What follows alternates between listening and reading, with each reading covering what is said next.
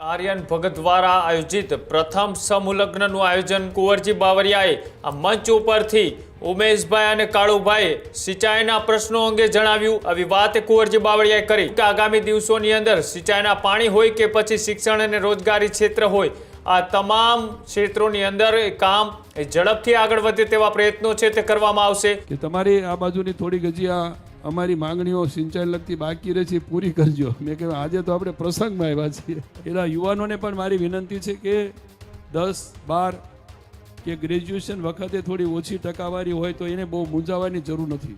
આ વિસ્તારની અંદર પણ થોડી સિંચાઈની યોજનામાં થોડું ખૂટે છે, એ પણ આપણે કરાવશું। ત્યારે જ ન્યૂઝરૂમ ગુજરાતની યુટ્યુબ ચેનલને સબસ્ક્રાઇબ કરો અને ઇન્સ્ટાગ્રામ અને ફેસબુક પર ફોલો કરો। અપડેટ રહો, સત્યની સાથે રહો।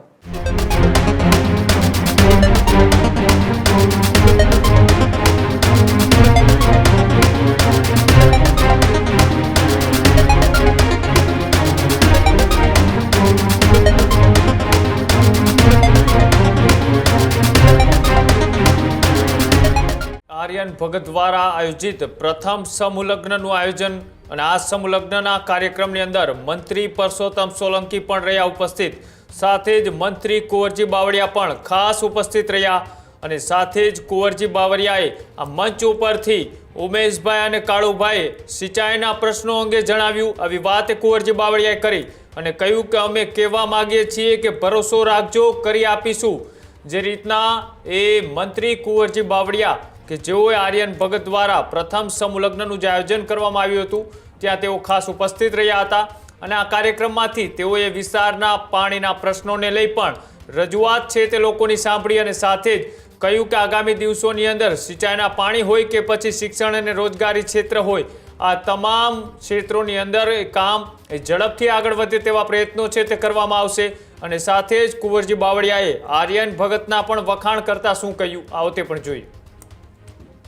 એમનો ભાઈ શ્રી અરવિંદભાઈ, એમની ટીમ અને પૂજ્ય સંતો અને એમાં પૂજ્ય આર્યન ભગત કે જેમણે નાની ઉંમરમાં આવો વિચાર સૂજ્યો, એને એ વિચારને મૂકીને મૂર્તિમંત કર્યો, એટલે ફરી હું એમને પણ વંદન કરું છું અને શુભેચ્છા પાઠવું છું। આજના પ્રસંગે વિશેષ નહીં કહેતા, આપણે સૌ આ વિસ્તાર માટે અહીંયા બેઠેલા ધારાસભ્ય અને આ વિસ્તારના સૌ આગેવાનો હમણે કાળુભાઈ અને ઉમેશભાઈ બે યાદ કરતા કે તમારી આ બાજુની થોડી ગજી અમારી માંગણીઓ સિંચાઈ લગતી બાકી રહે છે પૂરી કરજો। મેં કહ્યું આજે તો આપણે પ્રસંગમાં આવ્યા છીએ, એટલે ભરોસો રાખજો, કરાવી દઈશું। અહીંયા બોટાદ વિસ્તારની અંદરથી 1-2 વખત આપણા માનની ધારાસભ્યો બંનેએ ચિંતા કરીને જે હમણાં અહીંયા વક્તા હતા, નામ તો ભૂલી ગયો, હાર્દિકભાઈ બોલતા, પણ મારી પાસે વિભાગ બદલી ગયા છે, શ્રમ કૌશલ્ય વિભાગ અને રોજગાર વિભાગ આવ્યો છે અને એ આથી પણ વધારે વિશેષ મહત્વનો છે। અંદર ઉતર્યા પછી ખબર પડી કે યુવાનો અને મહિલાઓને અત્યારે જે મહત્વના વર્તમાન સમયની અંદર રોજગારી માટેની જે સમસ્યાઓ છે એમાં કઈ રીતે એમાંથી બહાર નીકળી શકાય, યુવાનોને વિશેષ કઈ રીતે માર્ગદર્શિત કરીને એને રોજગારી અપાવી શકાય, એવો મારી પાસે આ વિભાગ પાછો આવ્યો છે। એટલે હું પણ અંદર ઊંડો ઉતર્યો ત્યારે ખબર પડી કે આ તો ખૂબ મહત્વનો છે। એના યુવાનોને પણ મારી વિનંતી છે કે 10-12 કે ગ્રેજ્યુએશન વખતે થોડી ઓછી ટકાવારી હોય તો એને બહુ મૂંઝાવાની જરૂર નથી।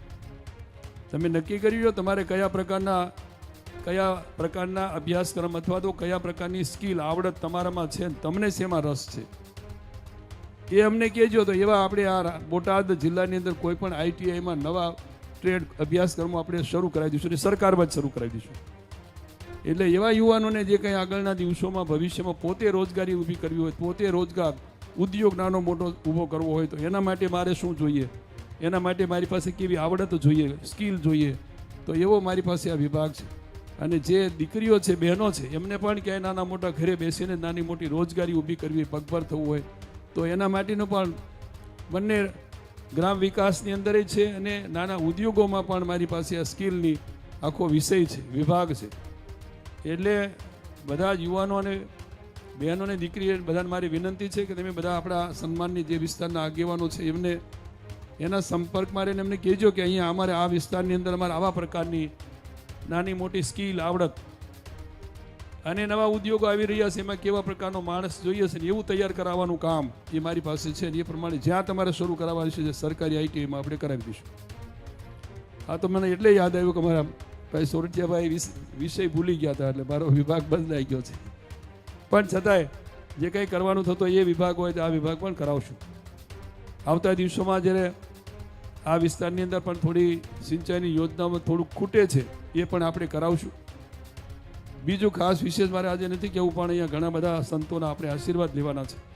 પણ ફરી હું આયન ભગતને આખી ટીમ ભાઈ શ્રી અરવિંદભાઈ અને આ વિસ્તારના સન્માનની ધારાસભ્ય કાળુભાઈ અને અહીંયા બેઠેલા મંચ ઉપરના સૌ સન્માનની આગેવાનો, આ એક સરસ મજાનો સૌને પ્રેરણા તો ખરું, પણ આમાંથી કંઈક શીખવા જેવો એક પ્રસંગ અને પ્રેરણા લેવો જોઈએ એક પ્રસંગ આયન ભગતની ઉપસ્થિતિમાં એમને અને આપણને સૌને એક મંચ ઉપર લાવીને એક બેસાડીને એમને જે કંઈ કામ કર્યું છે એની પ્રતીતિ કરવા માટે, જોવા માટે અને માણવા માટે તો નહીં કહી શકે, પણ આના ઉપરથી ઘણું બધું શીખવા મળે એવો મહત્વનો પ્રસંગ ઉપસ્થિત કર્યો. એટલે ફરી હું આયન ભગતના અને સૌ પૂજ્ય સંતો, બધાના નામ નથી લેતો પણ બધા પૂજ્ય સંતો સાળંગપુરથી આવ્યા છે આશીર્વાદ આપવા, એમને પણ વંદન કરું છું. હજુ સુધી તમે અમારી ચેનલને સબસ્ક્રાઇબ નથી કરી તો અત્યારે જ ન્યૂઝરૂમ ગુજરાતને સબસ્ક્રાઇબ કરો, ફેસબુક અને ઇન્સ્ટાગ્રામ પર ફોલો કરો.